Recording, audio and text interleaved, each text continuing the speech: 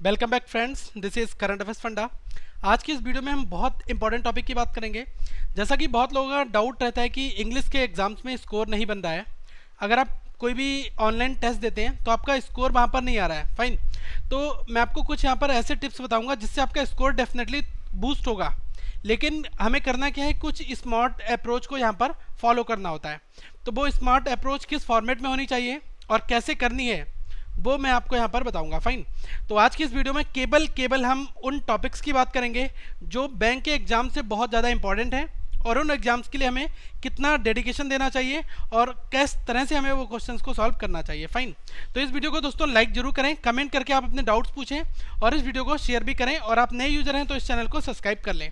देखो, सबसे पहले मैं आपको बताना चाहूँगा, इंग्लिश का सेक्शन अगर आपके किसी भी बैंकिंग एग्जामिनेशन में आ रहा है तो वो अगर प्रीलिम्स है या फिर मेंस है, दोनों में उसका जो वेटेज है वो बहुत ज़्यादा इंपॉर्टेंट है। प्रीलिम्स और मेंस में दोनों में यही सेम टॉपिक्स आते हैं।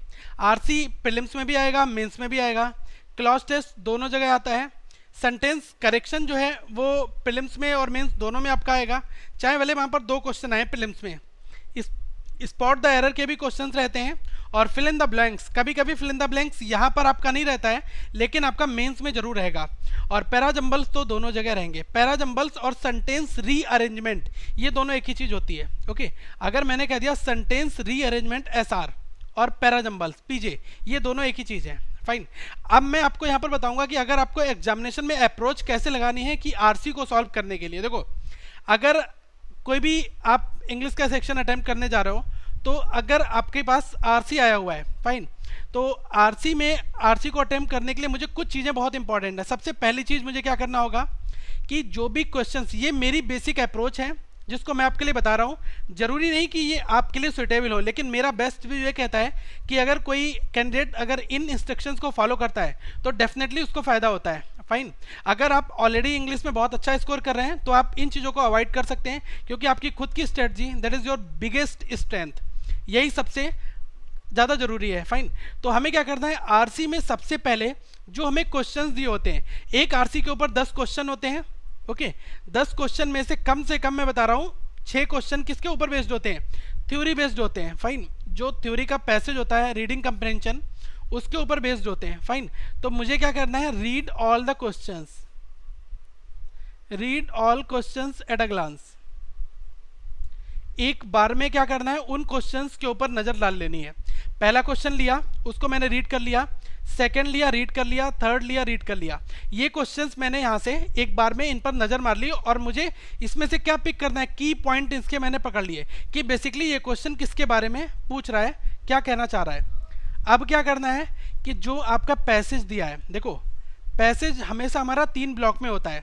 फाइन, पहला ब्लॉक, दूसरा ब्लॉक और तीसरा ब्लॉक। जनरली अगर मैं किसी भी पैसेज की बात करूं, 4 ब्लॉक के पैसेज भी आते हैं एग्जाम्स में।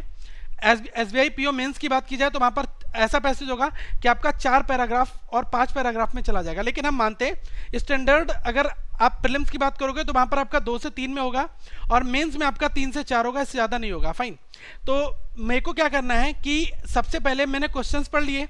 अब क्वेश्चन पढ़ने के बाद अब मुझे इस लाइन से पैसेज पढ़ना स्टार्ट करना है। तो जैसे जैसे मैं पैसेज पढ़ता जाऊंगा, फाइन, तो मुझे ये पता चल जाएगा जो भी क्वेश्चन मैंने पढ़ा हुआ है अगर वो उस पैसेज में आ रहा है तो मुझे वहीं पर रुक जाना है और उस लाइन को बहुत ध्यान से पढ़ लेना है। फाइन, पैसेज भी मुझे थोड़ा स्पीड से, फास्ट तरीके से पढ़ना होगा। अगर आप पैसेज को आराम से पढ़ोगे तो आपका टाइम निकल जाएगा, लेकिन हमें अपनी रीडिंग स्किल्स को इंप्रूव करना होगा। रीडिंग स्किल्स हमारी न्यूज़पेपर से इंप्रूव होंगी। ओके, अगर आपने पैसेज तेज से पढ़ा, स्पीड से पढ़ा, तो अगर वो क्वेश्चन वहां पर आया तो हम वहीं पर रुक जाएंगे और उस क्वेश्चन को एक बार पढ़ लेंगे, फिर जाकर वहां पर फिल करके उसको टिक मार देंगे। फाइन, ये देखो नेक्स्ट और प्रीवियस करने में बहुत ज़्यादा टाइम नहीं लगता है। कुछ लोग कहेंगे नेक्स्ट और प्रीवियस करने में ही सारा टाइम निकल जाएगा, ऐसा नहीं है।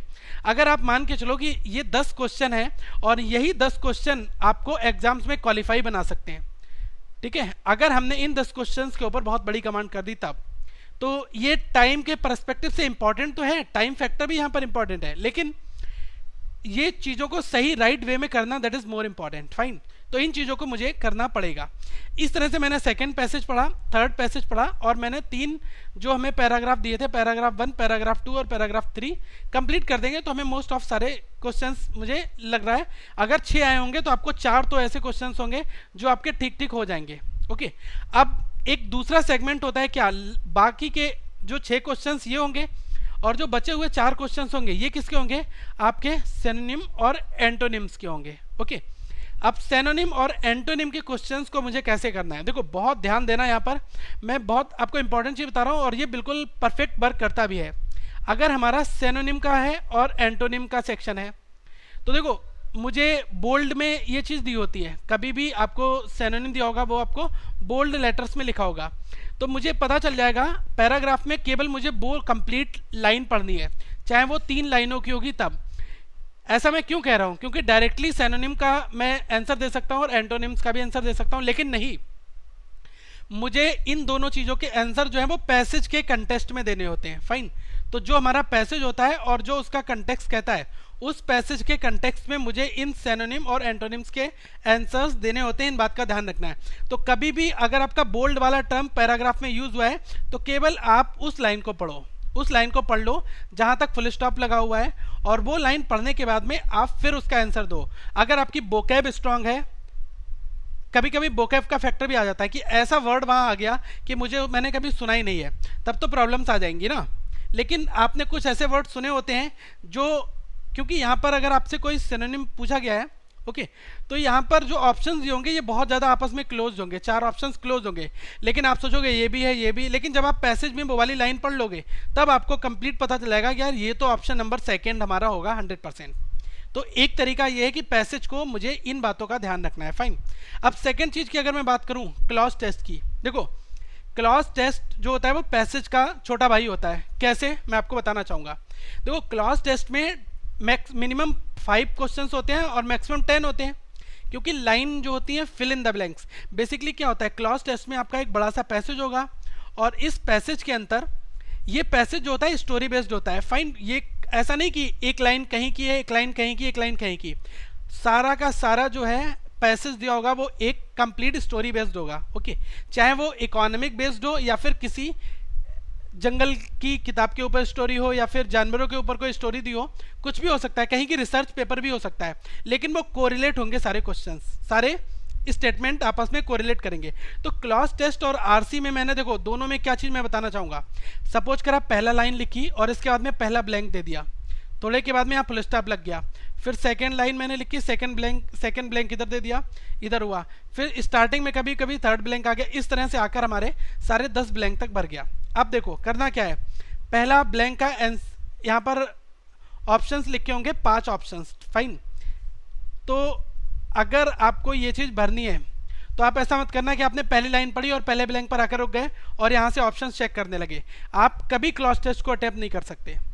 बेस्ट तरीका ये है कि आप विदाउट ब्लैंक्स को छोड़कर यहाँ से स्टार्ट करो और बिल्कुल एंड तक क्लॉज टेस्ट खत्म कर दो पढ़ के। रीडिंग करने में मैं माना हूँ 10 सेंटेंस का है तो मुश्किल से आपको 1 से 2 मिनट लगेंगे, ज़्यादा नहीं लगेगा। फिर आपको पता चल जाएगा कि बेसिकली क्लॉज टेस्ट किसके ऊपर आधारित है, थीम इसकी क्या है। ठीक है, अब आपको इसकी थीम पता चल गई, आपको पता चल गया कि ये स्टोरी टोटल इकोनॉमिक बेस्ड है या फिर ये टोटल स्टोरी जो है एक फैमिली लाइफ के ऊपर डिपेंड ये बताती है। तो जब मुझे वहाँ पर ऑप्शंस आएंगे तो मैं आसानी से उन ऑप्शंस को एलिमिनेट कर सकता हूँ और जो करेक्ट होगा उसको मैं टिक कर सकता हूँ।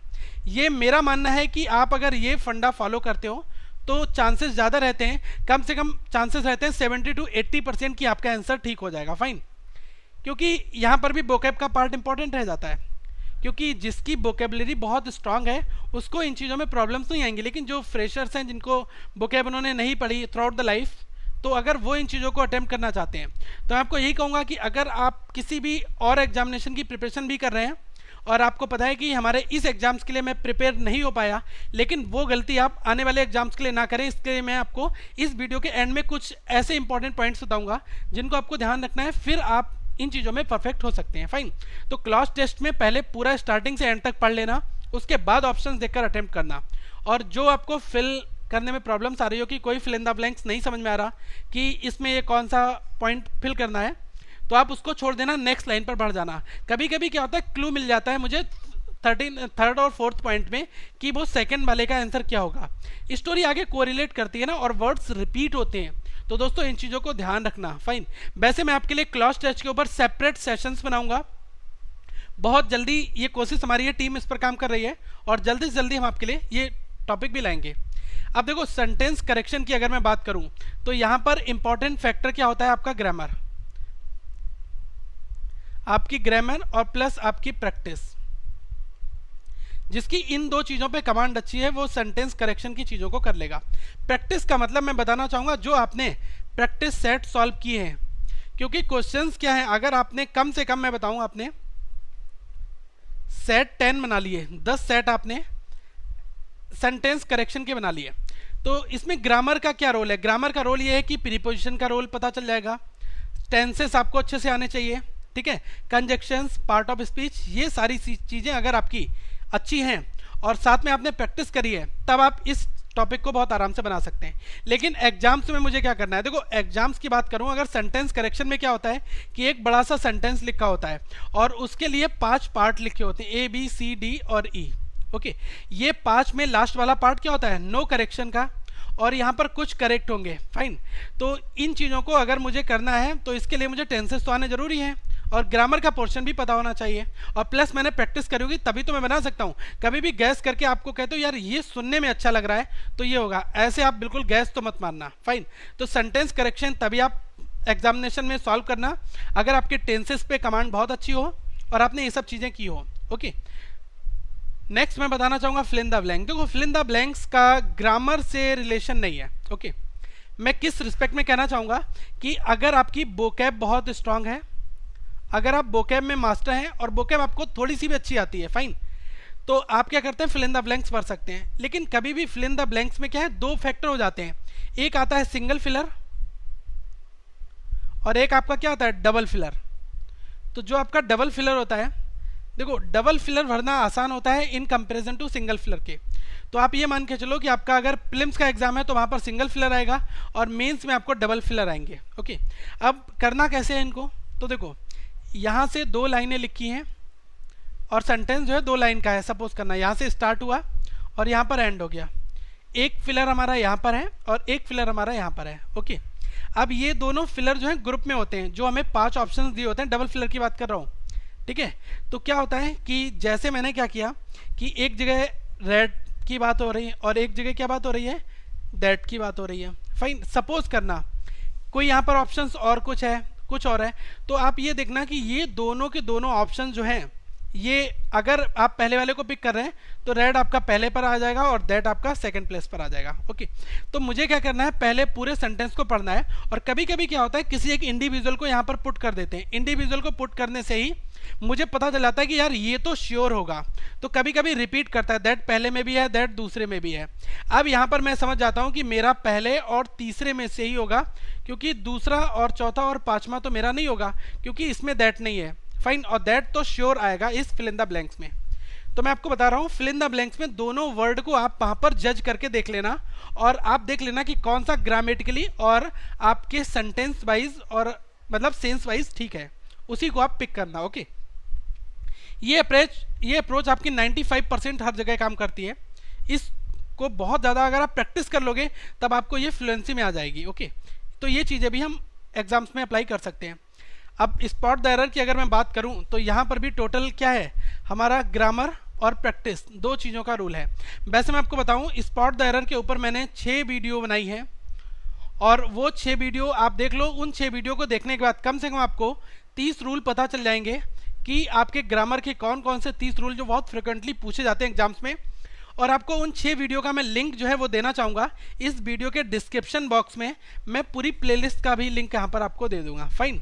तो आपको ये भी आपका डन हो जाएगा। ओके, अब कुछ चीज़ें हैं जैसे आपको आर्टिकल अगर बहुत अच्छे से आता है या फिर आपको नाउन बहुत अच्छे से आते हैं तब आप स्पॉट द एरर कर सकते हैं, और आपने प्रीपोजिशंस पढ़े हैं, कंजक्शंस बनाए हुए हैं, तो ये आप टॉपिक्स को पढ़ने के बाद स्पॉट एरर कर सकते हैं। ओके, दूसरी चीज़ पैराजम्बल्स या फिर मैं करूँगा यहाँ पर कहूँ सेंटेंस रीअरेंजमेंट, SR। देखो सेंटेंस रीअरेंजमेंट की अगर मैं बात करूं तो इसके ऊपर मैंने 3 वीडियो बनाई हैं और उन 3 वीडियो में जो वीडियो नंबर 1 है उसमें मैंने आपको वो वर्ड बताए हैं जिनसे आपको सेंटेंस को स्टार्ट करना है। देखो क्या होता है कि पैराजम्बल्स में हमें एक क्वेश्चन ऐसा दिया होता है जिसमें फर्स्ट क्वेश्चन पूछा आता है कि which will be the first statement, first sentence of the given word. Okay, तो हमें फर्स्ट सेंटेंस निकालना होता है। तो मैंने आपको बताया फर्स्ट सेंटेंस क्या होता है, या तो वो आपका थर्ड पर्सन होगा, या फिर वो नाउन से स्टार्ट होगा, या फिर वो इंट्रोडक्टरी वर्ड होगा। ये मैंने 3 टर्म्स के नाम लिए थे। तो अगर मुझे पूरे बहुत टिपिकल आ गया, कुछ नहीं समझ में आ रहा है, तो मैं पहले क्वेश्चंस को तो यहाँ से कर सकता हूँ, क्योंकि आप देखते हैं इंग्लिश की कट ऑफ जो है वो बहुत कम जाती है। उसका रीज़न यही है कि लोग गलतियाँ ज़्यादा करते हैं, कि मैक्सिमम अटेम्प्ट करने की कोशिश करते हैं। तो मैक्सिमम तो मुझे अटेम्प्ट नहीं करना है, फाइन। अब करना क्या है, एग्जाम्स में जो लोग IBPS PO के लिए फिल करने एग्जाम्स को अपीयर होने जा रहे हैं, देखो मैं आपको बता दूं, पहली चीज़, इंग्लिश में केवल आप उतना बनाना जितना आपको आता हो। ओके, कोई भी गैस मत मारना, फाइन। अब आपको कुछ नहीं आ रहा है और आपको पता है कि पैसेज को अगर मैंने ध्यानपूर्वक पढ़ लिया तो बचे हुए जो 6 क्वेश्चन होंगे और जो 4 क्वेश्चन सिनोनिम और एंटोनिम के होंगे, इसमें से लगभग मैं 5 नंबर तो ले ही आऊँगा, क्योंकि मैंने आपको बताया था प्रीलिम्स में आपको कितने मार्क्स देने हैं, यहाँ पर 15 मिनट का आपको टाइम देना है। और 15 मिनट में अगर आपका पैसेज आपने पढ़ लिया, देखो पैसेज को कितना भी स्लो पढ़ोगे, पूरा पढ़ोगे स्टार्टिंग से लेकर एंड तक, और कितना बड़ा भी पैसेज है, लगभग आप 6 से 7 मिनट में तो पैसेज पढ़ ही लोगे। अगर आपसे कोई क्वेश्चन नहीं बनना है तब के लिए ये जुगाड़ है, फाइन। इसको लेकिन हर जगह अप्लाई मत करना, फाइन, क्योंकि हमें क्या करना है, मैक्सिमम क्वेश्चंस के ऊपर अपनी कमांड बनानी है और हमें ज़्यादा से ज़्यादा क्वेश्चंस करने हैं। लेकिन मैं उन स्टूडेंट्स के लिए बताना चाहूँगा जिनके साथ इस तरीके की प्रॉब्लम्स है, जिनकी प्रिपरेशन नहीं हो पाई है, फाइन, तो वो इस स्ट्रेटजी को फॉलो कर सकते हैं। ओके, ये मैंने बताया ना सबके ऊपर एप्लीकेबल नहीं होती है, लेकिन आप सोचते हैं और आपको लगता है कि आप कर सकते हैं, तभी आप इस ट्रिक को फॉलो करें, फाइन। दूसरी चीज़ मुझे क्या एग्जाम्स में करना है, पहले तो गैस नहीं करना है, गैस को अवॉइड कर देना है। दूसरी चीज़, मुझे सेंटेंस का जो रीअरेंजमेंट वाला पोर्शन है SR, उसमें से फर्स्ट वाले को तो करना ही करना है, और बाकी मुझे देखना है कि कौन सा मैं आसानी से बना सकता हूँ। क्लॉज टेस्ट में मुझे बना के आना है वहाँ पर। ये चीज़ें अगर मैंने फॉलो करता हूँ तो वहाँ पर काफ़ी कुछ आपको फ़ायदा मिलेगा, फाइन। और दूसरी चीज़, बोकैप के लिए बहुत लोगों की राय है कि सर मैं बोकैप के लिए क्या करूँ। तो देखो, बोकैप को स्ट्रॉन्ग करने का केवल एक तरीका है कि आप जो एक मोटी सी बुक आती है, made easy word power, made easy word power, okay, ये बुक होती है, रेड कलर का इसका फ्रंट है, रेड कलर से लिखा हुआ है यहाँ पर मेड इजी वर्ड पावर। और ये साइज इसका जो है वो बहुत बड़ा नहीं होता है कि आपकी कंप्लीट नोटबुक के बराबर होती है, ये स्मॉल साइज में आती है, जैसे वो होती है ना नॉवेल्स चेतन भगत की पढ़ते हो उस फॉर्मेट में होती है, लेकिन उससे मोटी होती है। लगभग इसमें आप मान के चलो कि 400 पेजेस होंगे आपके, 400 से 500 पेजेस होते हैं, फाइन। इस बुक को ले लो, इस बुक में आपके वन वर्ड सब्स्टिट्यूशन दिए हैं, सिनोनिम और एंटोनिम्स दिए हुए हैं, काफ़ी कुछ दिया हुआ है। तो इनसे आप अपनी बोकैप को पढ़ो, और आप मोबाइल एप्लीकेशन अगर आपके पास में है तो आप कोई भी शब्दकोश या फिर कुछ ऐसे एंड्रॉयड के एप्लीकेशन है जो हिंदी टू इंग्लिश में वर्ड आपको बताते हैं, उनको डाल लो। और उसके बाद आप कंप्लीट पर डे आप ये मान के चलो कि मुझे 10 नए वोकैब याद करने हैं और उनका यूजेस सीखना है। तब आप अपने आने वाले, क्योंकि हर एक एग्जाम से आप अगर सबक नहीं लेते हैं तो ये फ्रिक्वेंटली गलती आप हमेशा करते रहोगे, बहुत जल्दी जल्दी आपकी ये होती रहेगी, ओके। लेकिन हमें इन सब चीज़ों से सीखना है तो कुछ स्टेप्स तो हमें उठाने होंगे, फाइन। तो ये बेस्ट फंडा है। और दूसरी चीज़ मैं आपको बताना चाहूँगा, 2 न्यूज़पेपर के मैंने नाम बताए थे आपको। एक है आपका द हिंदू का ई पेपर। मैं ई पेपर के लिए क्यों कह रहा हूँ, देखो ई पेपर पढ़ने का फ़ायदा ये है कि आपका एग्जाम्स क्या है, ऑनलाइन है, और ऑनलाइन में आपको पैसेज कैसा मिलेगा, ऑनलाइन पढ़ने को मिलेगा।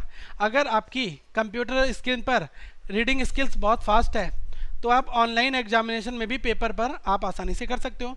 दूसरा पेपर, अगर आपके एरिया में द हिंदू अवेलेबल नहीं हो पाता है तो आप द इंडियन एक्सप्रेस ले लो, ओके। जो आपका पेपर आता है द इंडियन एक्सप्रेस, इस पेपर को लेने से फ़ायदा क्या होगा कि इसका ई वर्जन आपको, जो ई पेपर है ये आपको फ्री मिल जाता है, लेकिन द हिंदू का फ्री में मिलता है, इसके लिए आपको पैसे खर्च करने पड़ेंगे, फाइन। तो आप द हिंदू के लिए अगर आप अफोर्ड कर सकते हैं तो आप द हिंदू का ई वर्जन ले लो। और बहुत सारे ऐसे गूगल पर ब्लॉग्स मिल जाएंगे जहाँ पर आपको द हिंदू डिकोड होकर मिल जाता है, तो आप इसको फॉलो नहीं कर सकते तो आप द हिंदू की वेबसाइट से जाकर आर्टिकल्स को पिक कर लो, क्योंकि मेरा मोटिव ये है कि आप उस बेसिकली द हिंदू की जो लैंग्वेज है ना वो बहुत ज़्यादा इजी टू अंडरस्टैंड है, उसको आप आसानी से समझ सकते हैं, लेकिन उन्होंने जो वोकैब यूज़ करी होती है वो बहुत स्टैंडर्ड होती है। तो आजकल जो रीडिंग कंप्रेंशन आते हैं वो डायरेक्टली द हिंदू से भी उठाकर कोई इकॉनमिक पैसेज उठाया और डाल दिया, या किसी चीज़ की स्टोरी उठाई और डाल दी, फाइन। तो ये चीज़ें मैं आपको बताना चाह रहा हूँ, ये आपको फॉलो करने की ज़रूरत है। अभी ग्लोबल वार्मिंग के ऊपर कोई आर्टिकल एडिटोरियल में आया उस आर्टिकल को पिक किया और एग्जाम्स में आपको रीडिंग कम्प्रेंशन या क्लॉज टेस्ट में पूछ लिया गया, या फिर आपसे इबोला के ऊपर, अभी कई बार एग्जाम्स में इबोला के ऊपर आ गया था। तो इबोला क्या थी? ये बहुत एक डिजीज़ थी जो काफ़ी न्यूज़पेपर आर्टिकल्स में आई हुई भी थी, और बहुत मतलब हमारे वर्ल्ड में काफ़ी खतरनाक बीमारी भी थी दुनिया में ये, तो इस वजह से ये न्यूज़ में आ गया। तो इन चीज़ों को भी मुझे समझने की ज़रूरी है। ओके, दूसरी चीज़ मैं आपको यहाँ पर एक चीज़ और बताऊँगा कि मुझे जो द हिंदू में पढ़ना क्या है। तो देखो, द हिंदू में आप फर्स्ट पेज पढ़ लो, और स्पोर्ट्स पेज पढ़ लो, और इसका बिजनेस वाला पेज पढ़ लो, और जो मेन चीज़ वो क्या है, वो एडिटोरियल है। तो देखो, एडिटोरियल में काफ़ी कुछ होता है। आपका ये वाला हिस्सा फिल होता है, यहाँ पर 2 फिल होते हैं, और एक एडिटोरियल आपका बड़ा सा यहाँ पर होता है। ओके, तो मैं आपको यही कहूँगा कि आप हमेशा ना ये बड़े वाले एडिटोरियल को तो पढ़ो, लेकिन जो साइड में आपके एडिटोरियल दिए होते हैं, कुछ लोग क्या करते हैं, बड़े एडिटोरियल को ही पढ़ते हैं और बाकी इन सबको छोड़ देते हैं। छोटे छोटे इश्यूज होते हैं ना, वो जो संपादक होता है न्यूज़पेपर का, वो इन चीज़ों को भी यहाँ पर बताता है। जो हमारे अच्छे जर्नलिस्ट हैं वो अपने अपने विचार जरूर रखते हैं। फाइन, तो हमें एडिटोरियल के पेज को बहुत ध्यान से पढ़ना है। फ्रंट पेज पर इंटरनेशनल अफेयर्स होता है, उसको पढ़ना है, स्पोर्ट्स के पेज को पढ़ना है, और बिजनेस डायलॉग्स पढ़ने हैं। फाइन, तो ये तो हमारा पढ़ने का तरीका है द हिंदू का। साथ में यही सेम आप फंडा इंडियन एक्सप्रेस के लिए भी फॉलो कर सकते हो, वहाँ पर भी आपका एडिटोरियल होता है। ओके, आप न्यूज़पेपर को एक बार ढंग से कंपाइल करो, आपको सब पता चलेगा कि मुझे क्या चीज़ पढ़नी है और क्या चीज़ मुझे छोड़ देना है। ओके, तो इन चीज़ों को फॉलो करने से हमें काफ़ी हेल्पफुल मिल सकती है। फाइन, सो फ्रेंड्स, इस वीडियो को लाइक करें, कमेंट करके बताएं आपको ये वीडियो कैसी लगी, और अपने दोस्तों तक भी इस वीडियो को शेयर करें। और आप हमारे फेसबुक के पेज और फेसबुक के ग्रुप को शेयर कर लें, और इसको ज्वाइन भी कर लें, ताकि आप तक सारे अपडेट्स आते रहें। और पहली बार आप अगर आप वीडियो देख रहे हैं तो आप इस चैनल को सब्सक्राइब भी कर लें। So thank for watching this video, have a nice day.